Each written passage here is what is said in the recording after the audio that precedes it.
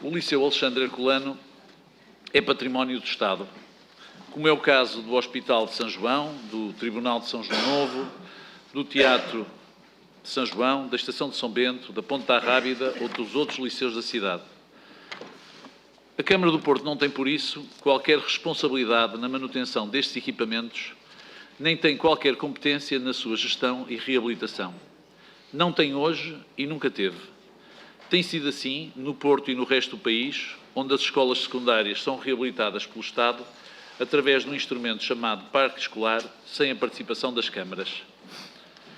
E por isso foi assim noutros liceus reabilitados no Porto e no país.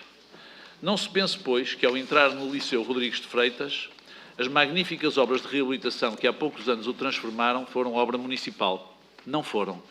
A Câmara não participou nunca nessas obras e nem sequer foi ouvida sobre as mesmas. Em matéria de educação, a Câmara do Porto tem a responsabilidade de manter e gerir os edifícios das escolas do ensino pré-escolar e primeiro ciclo do ensino básico. Um total de 44 escolas do pré-escolar e 49 escolas básicas, nas quais não se inclui o Liceu Alexandre Herculano.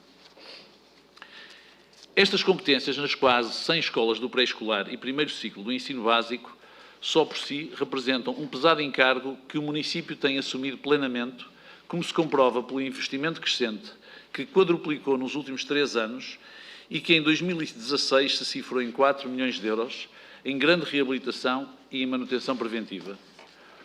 O município nunca enjeitou a delegação de competências relativamente ao ensino secundário, mas sempre condicionou essa decisão a um modelo de transferência equivalente de recursos. Conhece-se bem o caso de outros municípios que, tendo aceitado esse encargo sem a necessária contrapartida, se veem hoje em grandes dificuldades. Como disse no meu discurso de tomada de posse e reafirmei há dias no Conselho Metropolitano, a propósito do projeto de lei sobre a delegação de competências, descentralizar implica passar competências políticas e os recursos humanos e financeiros pertinentes. De outra forma, o Estado estará apenas a desorçamentar e a alijar as responsabilidades que são suas. E quando isso acontece, os municípios não ganham competências, perdem-nas, pois diminui a sua capacidade para intervir nas áreas onde já têm essas responsabilidades. Ou seja, sempre que se pede ao município para fazer uma obra num equipamento que é nacional e cuja despesa deve sair do Orçamento do Estado, sem transferir para o poder local os recursos necessários, o que se pede simultaneamente é que se corte noutro qualquer investimento. Esta nossa posição acerca das competências municipais corresponde de forma clara à política que anunciei em campanha eleitoral, que foi sufragada pelos eleitores e que é justa. Naturalmente, o município não se alheia da legítima preocupação sobre o estado de degradação do Liceu Alexandre Herculano, que publicamente tem sido evidenciada, nem é insensível ao interesse patrimonial e monumental do mesmo. E foi por isso, e só por isso, que há muitos meses temos vindo a falar com a DGEST sobre a questão da sua degradação e a necessidade de obras. Isso mesmo é comprovado por documentação anexa que vou facultar aos senhores vereadores. Mostramos, por isso, no local próprio e por meios formais e informais, preocupação e dispusemos-nos a colaborar, assumindo uma cota-parte do custo de reabilitação do edifício.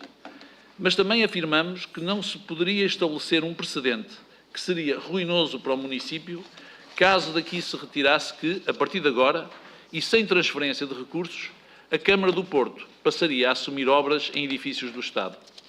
Se aceitássemos o precedente de fazer nossas responsabilidades, que são do Estado Central, seríamos amanhã chamados a restaurar a Ponte da Rábida, a ampliar o Hospital de São João ou a construir, quem sabe, um novo quartel.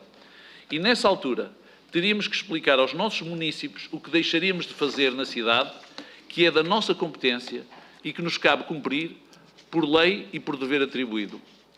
A aceitação de que a Câmara do Porto seria dona da obra do Liceu Alexandre Herculano era, por isso, para nós, inédita, perigosa e inaceitável, e poderia onerar não apenas os orçamentos do atual Executivo, mas dos futuros Executivos municipais.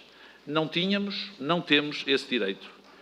Ainda que o quiséssemos fazer, esta decisão necessitaria, além do mais, de um enquadramento legal que permitisse inscrever a despesa no orçamento municipal, o que neste momento não existe.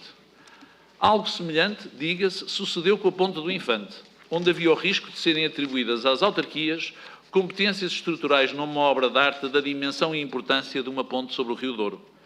As negociações recentemente encerradas com o Governo permitiram resolver esse problema muito antigo, que também afligia as populações e em que se encontrou uma justa contrapartida e uma partilha bem definida, acompanhada por um enquadramento legal.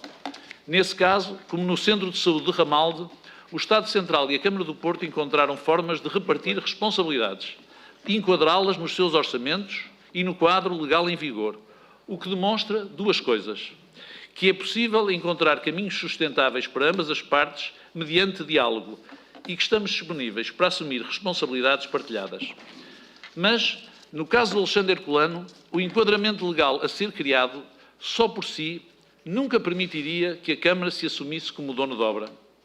O Liceu não é equipamento municipal e nem está previsto que seja. Também não existe um contrato-programa relativo ao ensino secundário entre o Ministério da Educação e a Câmara e não há qualquer delegação de competências. O município não tem, por isso, a titularidade para encomendar essa obra. Mas este caso tem ainda outros contornos que, até por uma questão de bom senso, vão além do anterior enquadramento. Refiro-me ao montante que o Ministério da Educação, através da DGEST, inscreveu como candidatável a fundos do Portugal 2020 no mapeamento para a educação. E a esse propósito, convém relembrar e esclarecer que o município do Porto nunca apresentou qualquer candidatura relativamente a este liceu ou a qualquer outro. E que fique absolutamente claro, nunca assinou qualquer compromisso sobre essa matéria e não deixou de, atempadamente, denunciar o facto. Também sobre essa matéria, mandei distribuir documentação que o comprova e que torna clara a posição da Câmara. Senhores vereadores, a questão da verba inscrita no quadro comunitário para o Liceu Alexandre Herculano não é uma questão menor, nem é uma questão em que o Porto possa ceder.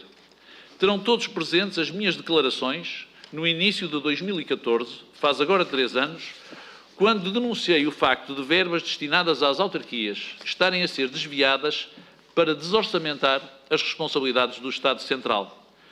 Se havia uma verba disponível para ser candidatável pelo município, deveria ter sido dada ao município a possibilidade de escolher que projeto ou projetos queria candidatar, coisa que nunca sucedeu.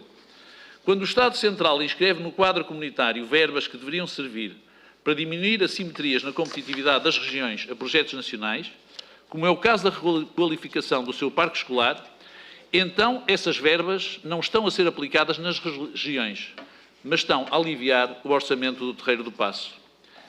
É, por assim dizer, um rapto de fundos comunitários. Um truque que, então, chamei de spillover ao contrário. Foi por todas estas razões que o município do Porto nunca se vinculou a esse compromisso. Não o poderia fazer por razões legais, por razões de boa gestão e por razões de princípio político e respeito pelos munícipes e pelos futuros eleitos. Mas sobre a inscrição da verba de 5,1 milhões de euros para esta obra no quadro comunitário, há também algo que não se entende e está a prejudicar de forma decisiva a resolução deste problema. Porquê 5,1 milhões? Ao que se sabe, existe um projeto que o município nem sequer conhece em detalhe, nem sobre ele alguma vez foi consultado, encomendado na década passada pela Parque Escolar e que tem um custo estimado de 15,8 milhões de euros. Vou repetir para não haver equívocos. 15,8 milhões de euros.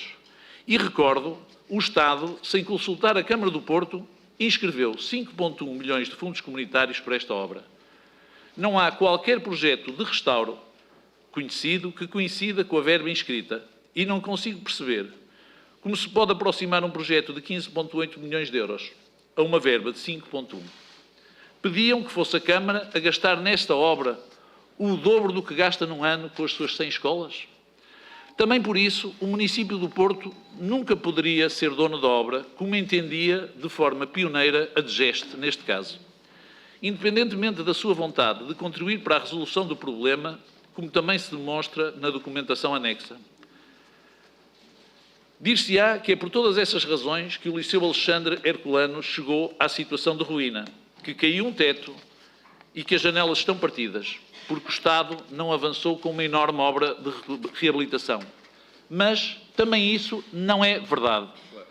Tendo sido suspenso o projeto, que terá chegado a estar adjudicado em 2012, nada obstaria a que o Ministério da Educação tivesse continuado a fazer a sua manutenção, evitando a situação a que agora se chegou. Tarefas essenciais de manutenção, que agora estão a ser realizadas em poucos dias, como tem sido noticiado pela comunicação social, depois da escola ter sido encerrada, deveriam ter sido feitas ao longo dos anos. Substituir vidros, desentupir caldeiras, colocar telhas partidas faz parte da manutenção preventiva e rotineira de qualquer edifício público, diria, de todas as escolas do país. Essa manutenção poderia e deveria ter sido feita e não foi. E essa cabia, sempre coube ao Estado Central. Nunca tal, aliás, foi pedido à Câmara Municipal do Porto. Permitiu-se, assim, que a vetustez do edifício resultasse na sua pré-ruína, sem que o Ministério da Educação tenha cuidado de rever o projeto de restauro ou lançado um novo procedimento, e sem que tenha investido minimamente na manutenção rotineira do edifício.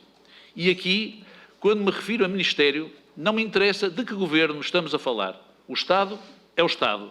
O Ministério da Educação é o Ministério da Educação. Em 2011, em 2012, em 2017. A posição da Câmara é, pois, clara e, a nosso ver, inatacável. Não havendo qualquer responsabilidade objetiva ou subjetiva do município, este não se alheia, contudo, do problema. E, nesse sentido, tenho mantido contactos com o Governo ao mais alto nível, sem ruído inútil na praça pública, que até entendo, mas que não posso assumir se estiver, como estou, empenhado numa solução e não na demagogia política. Dessas demarches em curso darei conhecimento público quando, como espero, se encontrar uma solução de que a Câmara fará parte na medida das suas possibilidades. E fará parte sem abdicar de princípios basilares que aqui enumerei e que, valha a verdade, há muitos anos enumero publicamente. Se nessa matéria o município aceitasse uma obra que não é sua, onerando os municípios do Porto numa responsabilidade que não devem assumir, estaria, como Presidente da Câmara, a negar tudo aquilo que toda a minha vida enunciei acerca do municipalismo, da autonomia do poder local, da aplicação enviesada de fundos comunitários e do caráter do Porto. Obviamente, estaria a prejudicar os municípios, por mais simpática e eleitoralista que pudesse agora parecer a decisão. Será, pois, encontrada uma solução para o Liceu Alexandre Herculano brevemente, uma solução que respeite todos, sobretudo os alunos, os encarregados de educação, os auxiliares de educação e, claro, os professores, que neste caso têm sido os heróis de uma história onde o Estado não deu bom exemplo.